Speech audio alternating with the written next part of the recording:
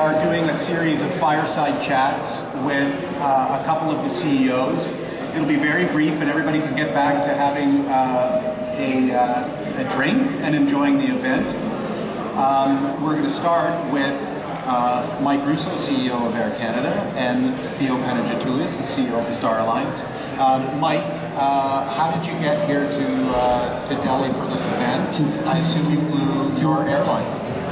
I flew a great airline called Air Canada, and but it was a 15-hour flight, given the routing. But again, a 787, beautiful ride. Is that the longest flight in the Air Canada? It is not. It is not. It's in the top 10. It's number 7.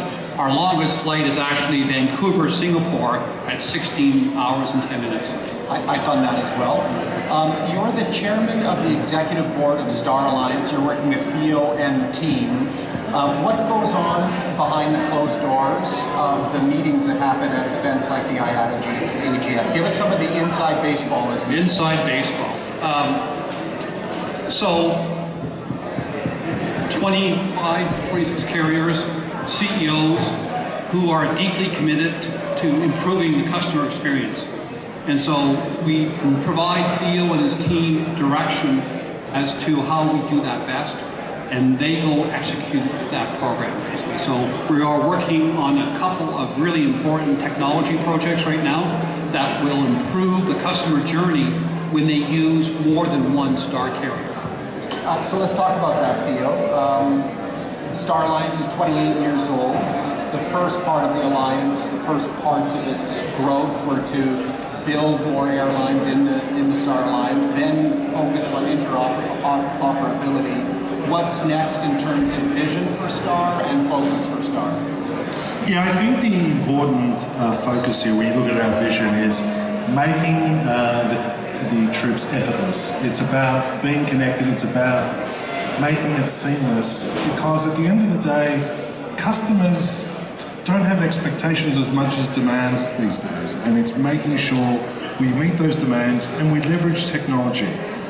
We have a setup now where if you look at the customer journey, whether it's the booking experience, whether it's the airport experience, the connections experience, the loyalty experience, if you look at that journey, there are multiple touch points along there that we are very focused in making sure we harmonize that, irrespective of member carriers, and ultimately making that, as we call it in the airline industry, that interline connection, making it as online as possible. What from the Air Canada experience, Mike, what does Star Alliance bring to an Air Canada customer and to the airline? Bring it to life for us a little bit. Well, Air Canada is one of the best diversified airlines in the world, where we have a fairly small home market, and so 25% of our volume is domestic, and 75% of our market is outside Canada.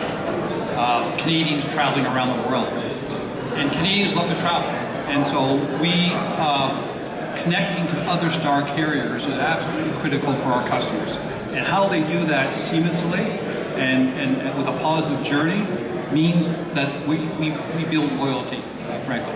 Now, beyond that, we have code shares with almost all the Star carriers. We have joint ventures with several of the Star carriers. That deepens the relationship as well. Let's talk about that. You have partnerships with airlines that are not part of Star Alliance, right? And many of these Star Alliance carriers are in the same position. So you have you work with Emirates and you have a JV with United and Lufthansa and with Air China. So what does Star Alliance bring to the table in today's age of joint ventures? Well, again, United and Lufthansa are our Star partners, and our ability to go deep and with antitrust immunity to coordinate schedules and coordinate pricing is a benefit to customers, and frankly, that's been very successful across the Atlantic for both Lufthansa, United, and Air Canada. And then we also have a very deep transborder relationship with United as well. Again, coordinating schedules and coordinating pricing. Theo, what's next on the roadmap for Star Alliance, and what part does technology play in that?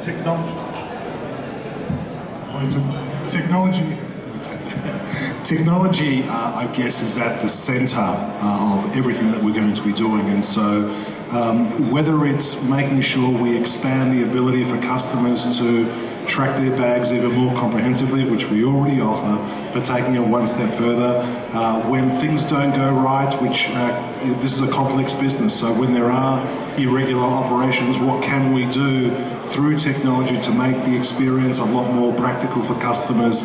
So these are some of the examples of what the focus looks like, but as Mike quite rightly pointed out, we are here to serve the member carriers on things that they can't or are not able to do themselves, to empower them to be able to deliver a higher customer experience to their customers, and all together through a combination of partner carriers.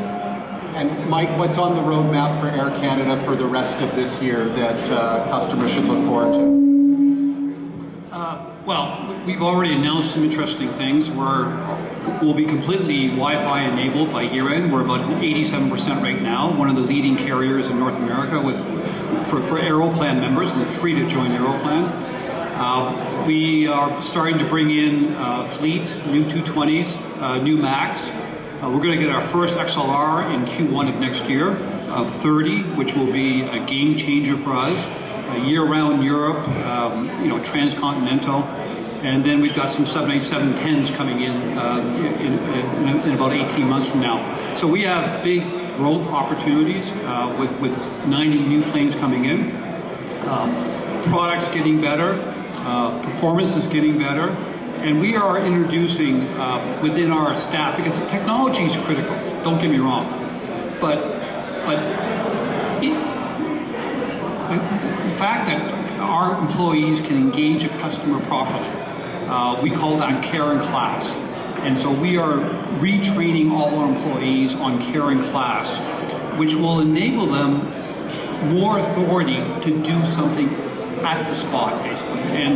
And like Theo was saying, there's always some level of disruption to some degree, and we want our employees to deal with that on the spot if they possibly can, and give that customer a higher level of satisfaction than having that customer write to us down the road and then we deal with it. Thanks, Mike, and thanks, Theo, for participating.